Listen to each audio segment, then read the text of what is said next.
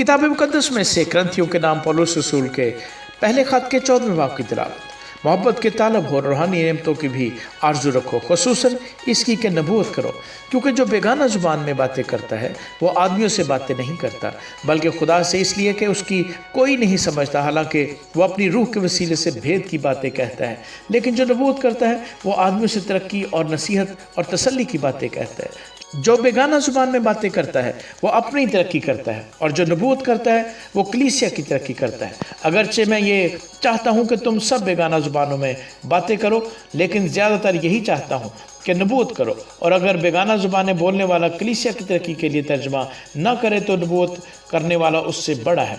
बस ए भाइयों, अगर मैं तुम्हारे पास आकर बेगाना ज़ुबानों में बातें करूं और मुकाशफा या इल्म या नबूवत या तालीम की बातें तुमसे न कहूं तो तुमको मुझसे क्या फ़ायदा होगा। चुनाचे बेजान चीज़ों में भी जिनसे आवाज़ निकलती है, मसलन बांसुरी या बरबत, अगर उनकी आवाज़ों में फ़र्क ना हो तो जो फूंका या बजाया जाता है वो क्यों कर पहचाना जाए। अगर तुरही की आवाज़ साफ़ ना हो तो कौन लड़ाई के लिए तैयारी करेगा।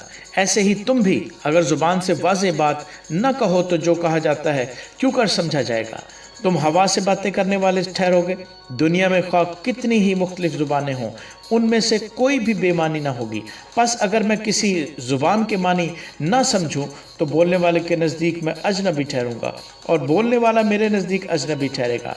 बस तुम जब रूहानी नेमतों की आरज़ू रखते हो तो ऐसी कोशिश करो कि तुम्हारी नेमतों की अफजूनी से कलीसिया की तरक्की हो।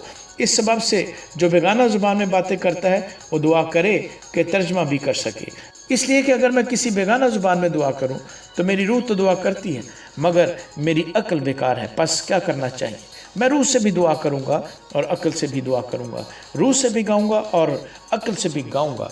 वरना अगर तू रूह ही से हमद करेगा तो नावाकफ आदमी तेरी शुक्रगुजारी पर आमीन क्यों कर कहेगा, इसलिए कि वो नहीं जानता कि तू क्या कहता है। तू तो बेशक अच्छी तरह से शुक्र करता है मगर दूसरे की तरक्की नहीं होती। मैं खुदा का शुक्र करता हूँ कि तुम सबसे ज़्यादा ज़ुबानें बोलता हूँ, लेकिन कलीसिया में बेगाना ज़ुबान में 10,000 बातें कहने से मुझे ये ज़्यादा पसंद है कि औरों की तालीम के लिए 5 ही बातें अक्ल से कहूँ। ऐ भाइयों, तुम समझ में बच्चे ना बनो, बदी में तो बच्चे रहो मगर समझ में जवान बनो। तो रात में लिखा है कि खुदावंद फरमाता है कि मैं बेगाना ज़ुबान और बेगाना होंठों से इस उम्मत से बातें करूंगा तो भी वो मेरी न सुनेंगे। बस बेगाना ज़ुबानें ईमानदारों के लिए नहीं बल्कि बेईमानों के लिए निशान है, और नबूवत बेईमानों के लिए नहीं बल्कि ईमानदारों के लिए निशान है। बस अगर सारी कलीसिया एक जगह जमा हो और सब के सब बेगाना ज़ुबानें बोलें और नावाकफ या बेईमान लोग अंदर आ जाएं तो क्या वो तुमको दीवाना ना कहेंगे? लेकिन अगर सब नबूवत करें और कोई बेईमान या नावाकफ अंदर आ जाए तो सब उसे कायल कर देंगे और सब उसे परख लेंगे और उसके दिल के भेद ज़ाहिर हो जाएंगे। तब वो मुंह के बल गिरकर खुदा को सजदा करेगा और इकरार करेगा कि बेशक खुदा तुम में है।